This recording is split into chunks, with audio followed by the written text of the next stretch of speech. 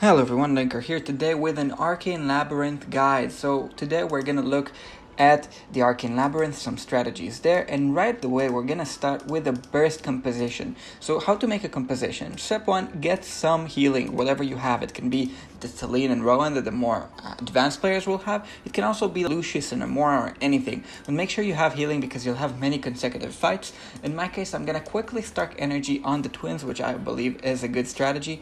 And next I'm gonna go for a core that's hard to invade. So for me, it's going to be a burst comp, something that's more aggressive.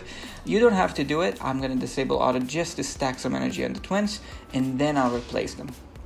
Okay, so coming up for our first pick, we have Arcane Spellbook for Intelligence, we have Mania. I'm going to pick Beast Claw, it's the best option here because we're going for Assassins. Not much magical damage anyways in the meta right now.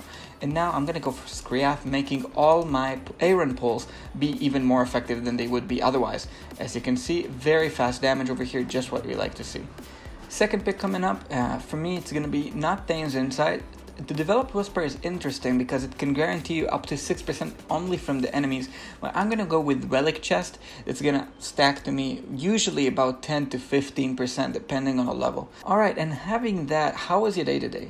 Are you doing well? I'm doing fine, thank you. I'm about to move out. Pretty excited for that.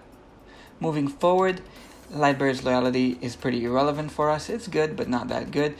Elixir of Energy is only for your winning. Heaven's Grace, very important for consistency. Stepping forward, always grab the path if you have a choice. It gives you more options in the future because you never know what happens. As you can see, Skriath Aaron working great.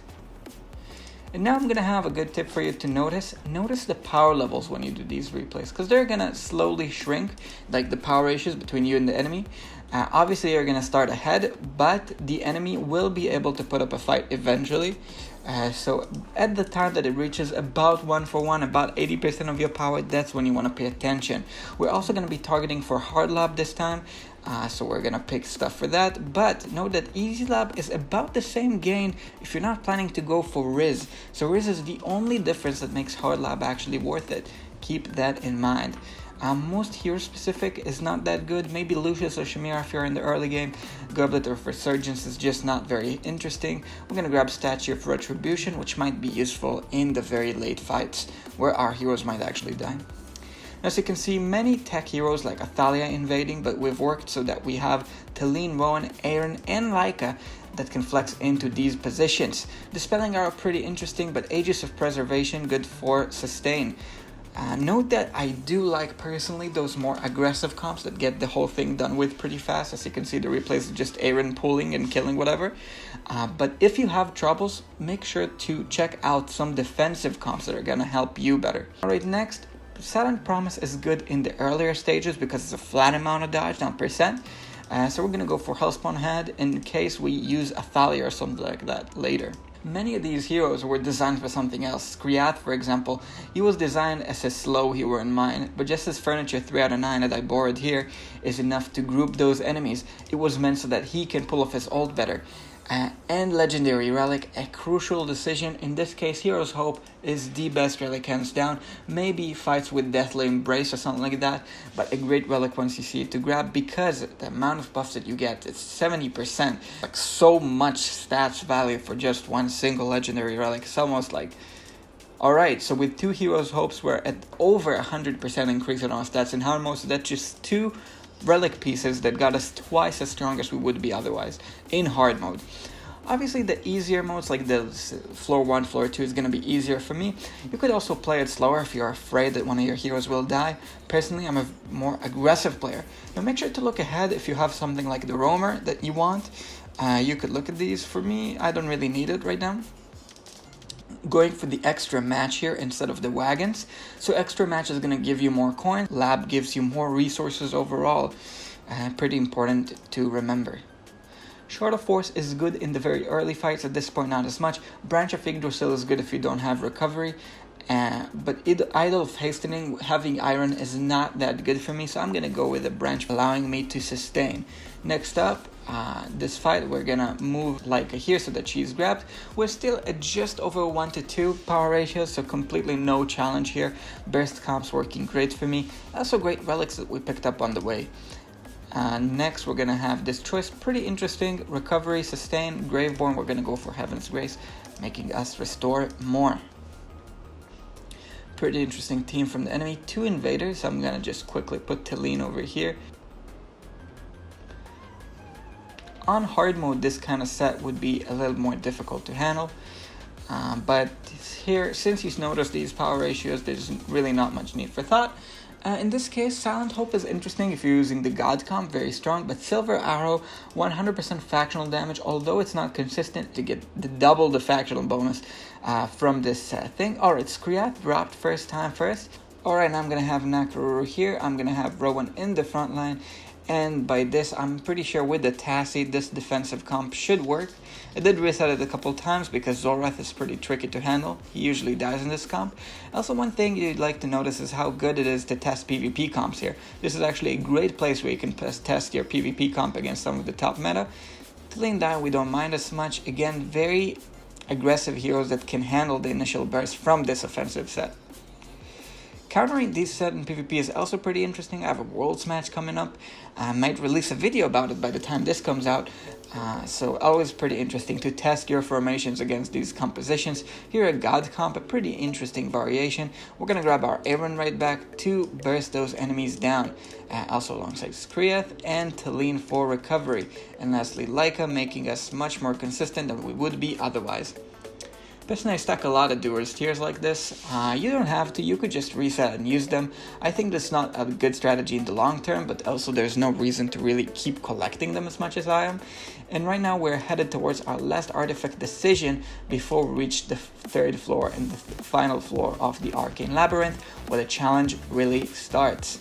Okay, so another one of these burst comp, quickly pulling up the Nakaruru set. So gonna go with Nakaruru here, Nakaruru, Tassie, and Athalia here. And just making sure that we dodge all the high damaging enemies here. This set, pretty common. I think they're pulled from the Worlds. I think Lilith manually programs them if I recall right. Zoreth dying first assures that we won't have the replay with higher burst from him.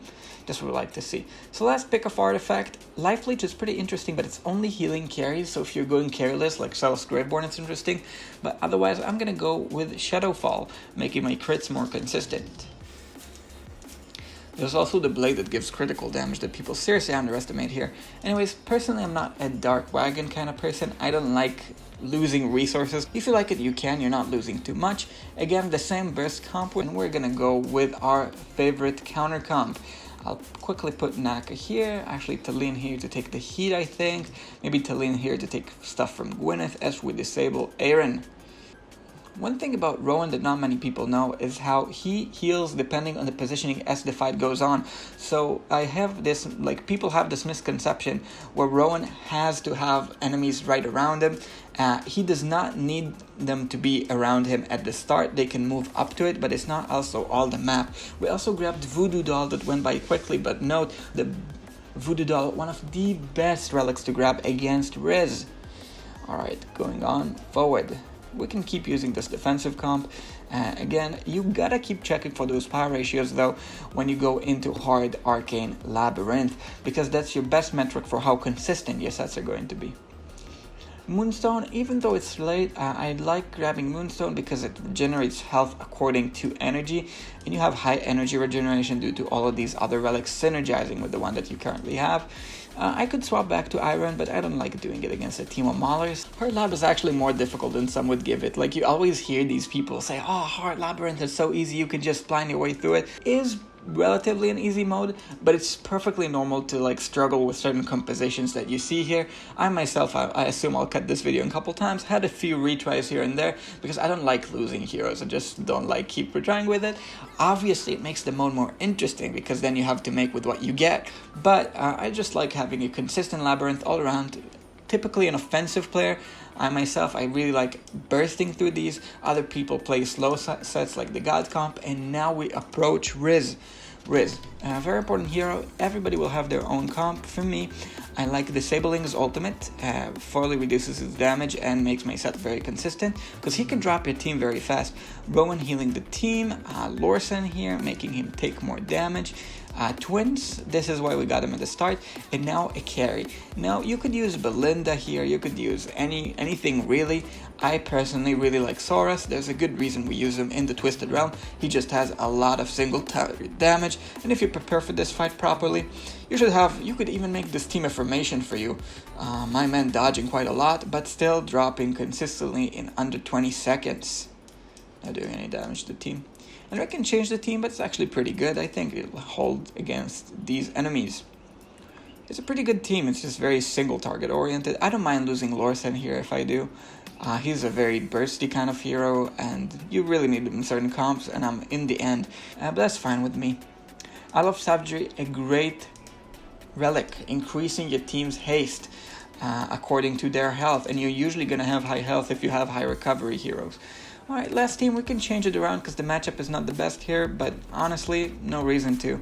Even if we die here, we can keep running our whole composition into it until we win. And I hope this helped you kind of pick those different relics. It doesn't include a relic tier list or anything like that, because I feel like that's also something that's a little bit more personal and everybody can do it according to their carries.